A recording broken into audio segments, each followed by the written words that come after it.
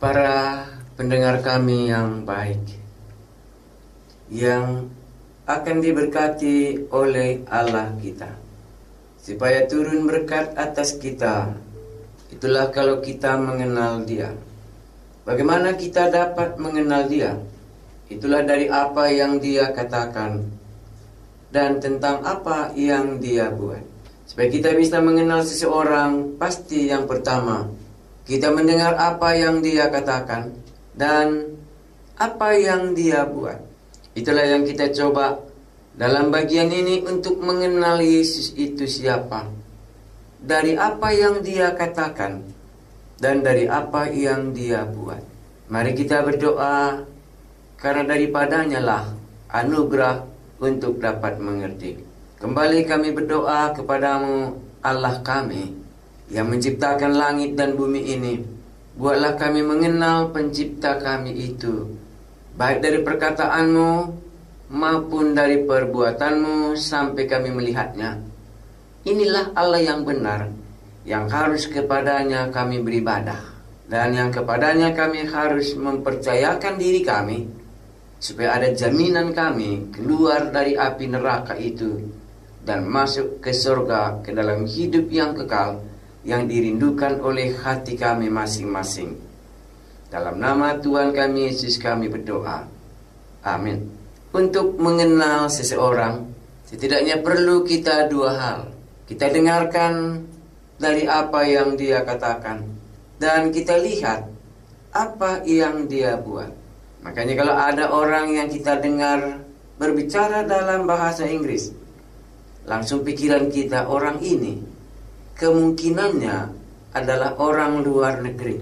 Dan sudah kita lihat lagi apa yang dibuatnya, maka semakin yakinlah kita, baik dari bahasanya sendiri maupun dari tindakannya. Sadarlah kita bahwa dia bukan orang kita, tetapi dia berasal dari tempat lain. Untuk mengenal Allah yang benar sama, apa yang dikatakan Allah dan apa yang diperbuatnya, sehingga kita orang berdosa ini akan sampai mengenal Dia. Dan dalam pengenalan itulah kita bisa mempercayakan diri kita kepadanya. Kami ambil dari kitab Yohanes pasal 11, ayatnya yang pertama, di mana cerita Lazarus dibangkitkan. Ada seorang yang sedang sakit, namanya Lazarus. Ia tinggal di Betania, kampung Maria dan adiknya Marta. Kelihatannya dalam bagian ini Yesus mau memperkenalkan diri kepada sekeluarga, Lazarus dan kampung mereka di Betania, Maria dan adiknya Marta. Maria ialah perempuan yang pernah meminyaki kaki Tuhan dengan minyak mur dan menyekanya dengan rambutnya. Kelihatannya dalam bagian ini mereka pernah mengenal Yesus dan sudah pernah juga melayani Yesus dengan minyak mur, pengorbanan mereka kepada Yesus. Dan Lazarus yang sakit itu adalah saudaranya. Kedua perempuan itu mengirim kabar kepada Yesus, Tuhan, dia yang engkau kasihi sakit. Hubungan Marta, Maria, Lazarus dengan Tuhan Yesus kelihatannya begitu baik. Maria sudah mengurapi kaki Yesus dan mengatakan bahwa Tuhan, dia yang engkau kasihi sakit. Mereka sudah mengakui bahwa Yesus mengasihi keluarga ini. Jadi kalau kita katakan di sini, Marta dan Maria sesudah melihat Lazarus sakit, dilaporkannya kepada Tuhan Yesus. Ya, kalau sekarang mungkin Anda katakan mereka ini berdoa kepada Tuhan Yesus. Tujuannya berdoa menyampaikan bahwa Lazarus itu sakit. Lazarus yang engkau kasihi itu sakit. Jadi bisa rupanya orang yang dikasihi Tuhan juga pun sakit ya. Jadi bukan berarti kalau orang yang dikasihi Tuhan tidak pernah sakit-sakit. Di sini jelas dikatakan Lazarus itu sakit. Dia yang engkau kasihi itu sakit. Disampaikan orang ini kepada Tuhan Yesus yang sudah memiliki hubungan yang baik, baik Marta, Maria, dan Lazarus dengan Tuhan Yesus yang sudah bergaul. Ayat 4. Ketika Yesus mendengar kabar itu, ia berkata. Jadi doa orang ini didengar oleh Tuhan Yesus. Laporan orang ini didengar oleh Yesus. Ketika Yesus mendengar kabar itu, baik ya, setiap kali kita berdoa, belum pernah tidak didengar oleh Tuhan kita Yesus. Setiap kali kita berdoa, Dia pasti dengar doa kita. Ketika Yesus mendengar kabar tentang Lazarus sudah sakit, karena sudah disampaikan kepadanya, ia berkata, penyakit itu tidak akan membawa kematian, tetapi akan menyatakan kemuliaan Allah. Sebab oleh penyakit itu, anak Allah akan dimuliakan. Penyakit Lazarus yang dilaporkan oleh itunya ataupun saudaranya Marta dan Maria, Tuhan Yesus katakan penyakit itu tidak akan membawa kematian. Jadi ada kesulitan manusia tidak membawa kematian kepada manusia itu. Tetapi apa? Tetapi akan menyatakan kemuliaan Allah. Sebab oleh penyakit itu anak Allah akan dimuliakan. Sulit mengerti ya. Kita sakit, Tuhan katakan tidak akan membawa kematian. Tetapi melalui penyakit ini anak Allah akan dimuliakan. Anak Allah akan termasuk, itu mungkin lebih sederhana. Anak Allah semakin dikenal. Anak Allah semakin dipuji. Itulah dikatakan oleh Tuhan Yesus kepada murid-muridnya. Sesudah orang menyampaikan kabar kepada Yesus bahwa Marta dan Maria sudah menyampaikan kabar baik, kabar kepada Yesus bahwa Lazarus yang mereka kasihi itu sedang sakit, supaya dia datang untuk menyembuhkannya. Karena pengertian Marta dan Maria sudah banyak lihat bahwa Yesus menyembuhkan orang hari ini. Lazarus yang dikasihinya pun pasti akan disembuhkannya. Itulah mereka makanya sampaikan hal itu kepada Yesus, karena mereka sudah melihat kuasa Yesus dalam mengasihi manusia untuk menolong manusia itu dalam kesulitannya, terutama di sini dalam penyakit. Tetapi Yesus berkata, penyakit ini tidak akan membawa kematian. Tetapi melalui penyakit inilah anak Allah akan dipermuliakan. Anak Allah akan disanjung. Anak Allah akan dikenal. Anak Allah akan menyatakan siapa dia. Inilah jalannya. Dia bisa memperkenalkan diri kepada saudara dan saya. Jadi kita hidup di bumi, kalau Anda setuju dengan saya, di sini ceritanya sakit. Dan itu tidak akan membawa kematian, tapi adalah kesempatan bagi anak Allah. Tapi kesempatan bagi Yesus untuk menyatakan dirinya siapakah dia, supaya kita mengenal dia dan memuliakan namanya. Tapi bagi Lazarus mungkin kita katakan ini penderitaan.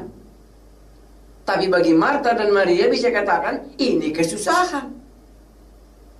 Tetapi kesusahan ini bagi Yesus adalah kesempatan untuk dipermuliakan.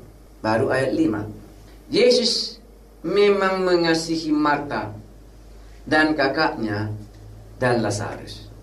Menarik ya. Orang memang, enggak ragu-ragu mereka. Memang Marta dan Lazarus dan Maria dikasihi oleh Yesus. Secara umum langsung kita bertanya, kalau begitu kenapa dibiarkannya orang yang dikasihi ini tidak dijaganya sehingga dia jatuh sakit? Ini nanti akan keluar pertanyaan banyak. Jadi kalau orang dikasih Tuhan itu nggak boleh lagi sakit. Bisa juga kita berpikir demikian. Tapi tidak boleh tidak. Yang bisa kita ambil adalah penyakit ini tidak akan membawa kematian. Tetapi penyakit ini adalah kesempatan bagi anak manusia untuk dipermuliakan. Melalui penyakit Lazarus, Yesus dipermuliakan. 6. Namun setelah didengarnya bahwa Lazarus sakit, ia sengaja tinggal 2 hari lagi di tempat di mana ia berada. Doanya sudah didengar oleh Tuhan Yesus. Dan dia sudah katakan penyakit ini tidak akan membawa kematian. Dan sengaja dia tidak langsung pergi mengunjungi Lazarus untuk menyembuhkannya. Namun setelah didengarnya bahwa Lazarus sakit, ia sengaja tinggal 2 hari lagi di tempat di mana ia berada. Sengaja. Jadi kalau kita berdoa, bisa saja dengan sengaja Yesus tidak langsung menjawab doa kita. Bukan dia tidak dengar. Dengan sengaja dia belum datang menyembuhkan Lazarus. Dibiarkannya Lazarus di situ sakit, sudah disampaikan, tetapi sengaja dia 2 hari lagi tinggal di tempat di mana dia mendengar berita Lazarus dan Marta yang dikasihinya ini.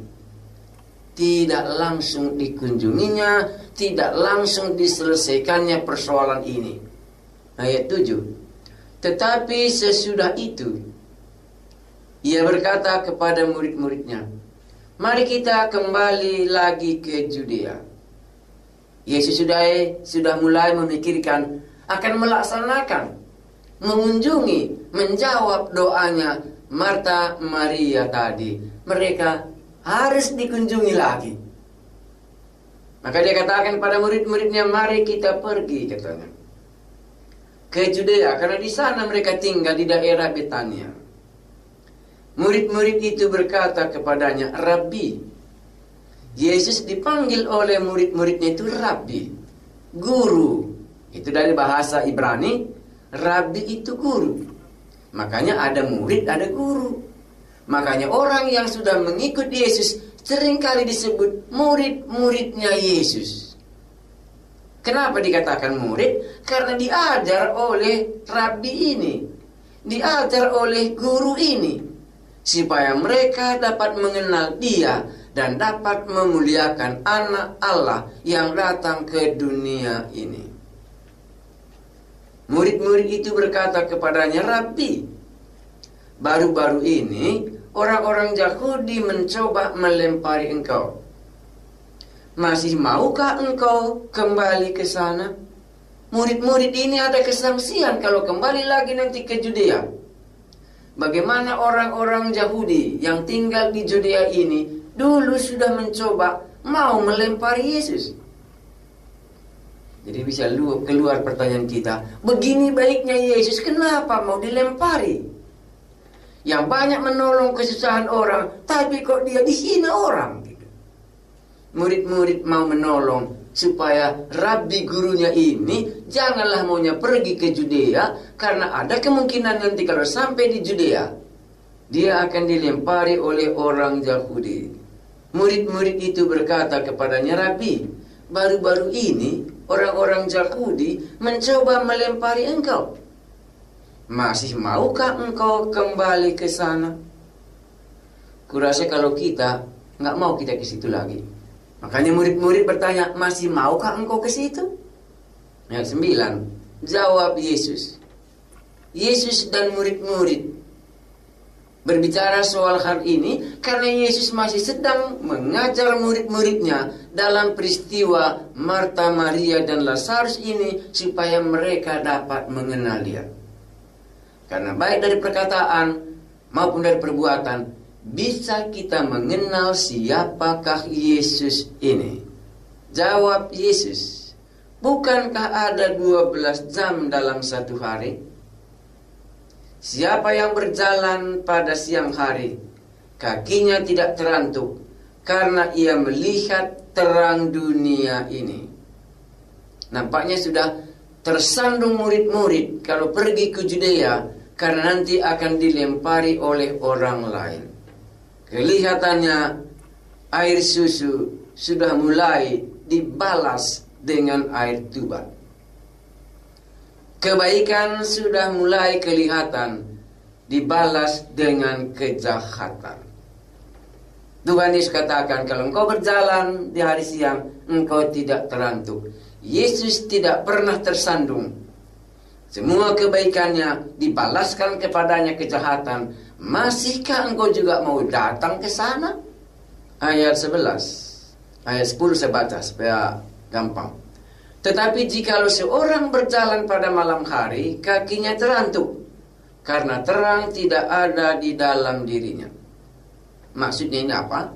Kalau jelas pengertianmu bahwa kedatanganku ke dunia ini adalah untuk menyelamatkan orang berdosa itu, marilah kita pergi ke Judea, sebagaimana telah ditetapkan oleh Bapa di surga bahwa anak manusia memang harus dihina, disalibkan dan dibunuh, diolok dan diludahi.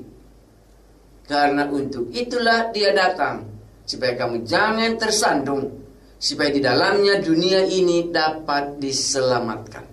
Ini maksudnya itu. Ayat 11. Demikianlah perkataannya, dan sesudah itu ia berkata kepada mereka, Lazarus, saudara kita, telah tertidur, tetapi aku pergi ke sana untuk membangunkan dia dari tidurnya. Tadi sudah didengarnya bahwa Lazarus itu sakit, dan sekarang mari kita pergi. Sesudah sengaja dia belum datang pada waktu yang kita minta, tetapi Yesus tidak lupa doanya Marta dan Maria ini. Itulah sebabnya mereka katakan, mari, Lazarus saudara kita. Anda saudara Tuhan Yesus kah? Hubungan kita dengan Tuhan Yesus, seringkali Tuhan Yesus katakan, saudara kita. Saudara kita siapa? Saudaranya Tuhan Yesus, saudaranya murid-murid. Lazarus itu sakit. Maka hubungan kita dengan Tuhan Yesus seringkali katakan, saudaraku. Lazarus saudara kita telah tertidur, tetapi aku pergi ke sana untuk membangunkan dia dari tidurnya. Tahu Yesus bahwa Lazarus sudah tidur, walaupun dia belum mengunjungi mereka. Bagaimana jawab murid-murid? Guru dan murid sedang di dalam kuliah. Guru sedang mengajar kepada murid-murid, dan murid-murid mulai mengerti bagian-bagian yang gampang dimengerti, tapi ada bagian-bagian yang masih belum mengerti. Maka kata murid-murid itu kepadanya, Tuhan, jikalau ia tertidur, ia akan sembuh. Inilah pengertian murid-murid. Yesus katakan dia tertidur. Murid-murid memikirkan kalau orang sakit sudah enak tidur, berarti bagaimana? Penyakitnya sudah sembuh. Kalau memang sudah sembuh, buat apa lagi kita ke sana? Bagus sekali jawab murid-murid ini. Tapi latar belakang murid-murid Anda sudah tahu ya. Latar belakang murid-murid, takut mereka kalau kembali ke Judea itunya. Jadi mereka mencoba berusaha apa yang dikatakan Yesus, supaya mereka jawab dan janganlah pergi ke Judea. Makanya kalau dia sudah tertidur, sembuhlah dia. Itulah mereka buat alasan supaya jangan pergi ke Judea. Nanti kita di sana dilempari oleh orang Yahudi. Tetapi maksud Yesus ialah tertidur dalam arti mati. Makanya enak jadi orang yang percaya kepada Yesus. Orang yang percaya kepada Yesus hanya tidur waktu malam dan nanti bangun lagi. Ini perlu kali kita ulangi karena banyak kurasa manusia kalau mati itu mengerikan. Tapi kalau tidur mengerikan enggak? Kurasa ada orang pun makan obat tidur supaya bisa tertidur. Jadi kalau kita sahabat Yesus, sebagaimana Tuhan Yesus katakan, saudara kita Lazarus telah tertidur. Maka semua yang percaya kepada Yesus, kamu dan saya, saudara-saudara pendengar, hanya tidur kita di hadapannya. Tetapi maksud Yesus ialah tertidur dalam arti mati. Bolehkah ini menguatkan kita bahwa hanya tidur nanti dibangunkan kembali? Kenapa kita takut menghadapi maut? Karena kita pikir nggak bangun-bangun lagi. Tapi kalau memang kita tahu mati itu hanya tidur dan bangun lagi, kita nggak pernah takut di malam hari sudah ngantuk dan tertidur rasanya segar badan ini. Bukankah demikian sebenarnya kita? Kita sudah letih di dunia ini. Umurnya sudah 95 tahun. Sudah sepanjang hari nggak tertidur. Alangkah baiknya lah kalau sudah dia letih, tertidur dia dalam arti mati. Kan tidak menakutkan. Tapi kalau kita dekat dengan setan, itu kematian mengerikan. Karena nanti kita dibawanya ke neraka di mana dia tinggal. Kemarin kita sudah dengar apa dikatakan Tuhan Yesus. Aku pergi untuk menyediakan tempat bagimu. Dan sesudah itu aku datang kembali untuk menjemput kamu. Murid-murid sedang diajar. Kematian di hadapan Tuhan kita Yesus itu hanya tertidur. Tetapi maksud Yesus ialah tertidur dalam arti mati. Sedangkan sangka mereka, Yesus berkata tertidur dalam arti biasa. Murid ya, belum lulus murid ini menerjemahkan pelajaran yang sedang diajar. Kita muridnya Tuhan Yesus dan sedang diajar sesuatu bahwa tertidur itu mati di hadapan Tuhan Yesus. Kenapa tertidur dia pakai? Karena nanti dia bangunkan kembali. Ini yang dikatakan Yesus. Supaya kita dapat mengenal dia dan dapat kita nikmati hidup ini.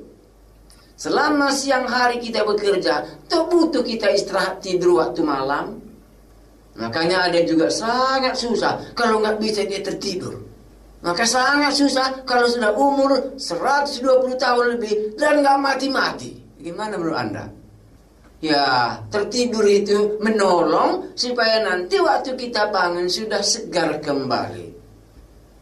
Kalau umur sudah 120 tahun Anda bisa bayangkan itu. Makan apapun tidak ada lagi bisa. Giginya pun sudah ompong. Pekerjaan sudah letih. Tubuh pun sudah begitu tidak menenangkan lagi. Alangkah baiknya kalau dia tertidur, nanti waktu dibangunkan dari tidurnya memiliki tubuh yang baru. Itulah kebangkitan bersama dengan Kristus. Kan kita memiliki tubuh yang segar karena dibangkitkan dari tidur kita, dari kematian, dan memiliki tubuh yang baru sebagaimana Kristus telah bangkit dari antara mati dan memiliki tubuh yang baru. Mati di dalam bagian ini Tuhan Yesus katakan tertidur. Jadi waktu tertidur kita memperoleh kesegaran. Tetapi murid-murid tertidur mengertinya dalam arti yang biasa. Murid-murid sedang diajar. Saudara dan saya sedang diajar oleh Tuhan kita. Kalau sampai di sini cerita ini, apa yang dapat kita mengerti? Saya kira yang dapat kita mengerti Marta, Maria, dan Lazarus, orang yang dikasihi Tuhan. Dan dia sakit. Dan begitu dia sakit, dilaporkan kepada Yesus. Dan sudah disampaikan kepada Yesus, Yesus mendengarnya. Maka seluruh doa yang dikasihi oleh Tuhan Yesus, tak ada doa Anda nggak sampai.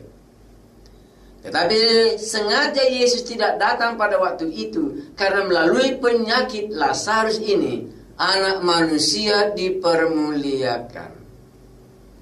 Jadi kita saudara Tuhan Yesus mau Dia supaya melalui kita namanya dipermuliakan. Dan dikatakan Tuhan Yesus, Lazarus sudah tertidur, dalam arti mati. Di hadapan Tuhan kita Yesus seringkali dia katakan, hanya tertidur dan nanti aku akan membangunkannya. Itulah dikatakan oleh Tuhan Yesus pada waktu itu. Anak manusia akan menderita. Anak manusia akan disalibkan. Anak manusia akan diserahkan kepada raja-raja. Dan mereka akan menyalibkan dia dan membunuh dia. Dan sesudah itu akan dikuburkan. Tetapi sesudah dikuburkan, pada hari yang ketiga, dia akan bangkit. Itulah makanya hari Minggu hari ini, setiap kali kita mengingat ini, rupanya ada kebangkitan. Di mana Tuhan Yesus katakan, orang mati itu hanya tertidur. Kalau saudara dan saya yang sudah percaya kepada Tuhan Yesus, waktu kita meninggalkan bumi ini, hanya kita tertidur. Dan waktu nanti Tuhan Yesus datang kedua kali, kita dibangunkannya dengan tubuh yang segar, memuliakan namanya. Semua kehinaan dosa sudah terselesaikan lewat kuburan itu. Di dalam tidur itu semua letih kita hilang dan memiliki pikiran yang segar kembali. Tuhan Yesus katakan, mati hanyalah tidur dan sesudah itu dibangkitkan. Kami memuji namamu yang sudah menjelaskan bagian yang paling ditakuti semua manusia itulah kematian. Tetapi kami bersyukur kalau Tuhan kami Yesus berkata, dan dalam kematian itu tertidur saja, nanti akan dibangunkan kembali waktu Yesus Juru Selamat kami itu datang. Kami berdoa kepadamu, pasti doa kami engkau dengar. Tapi engkau tidak langsung menjawab doa kami, supaya namamu dipermuliakan di dalamnya. Kami sudah mengenal bahwa engkaulah Yesus, Tuhan dan Juru Selamat kami hari ini, yang mengasihi kami. Amin.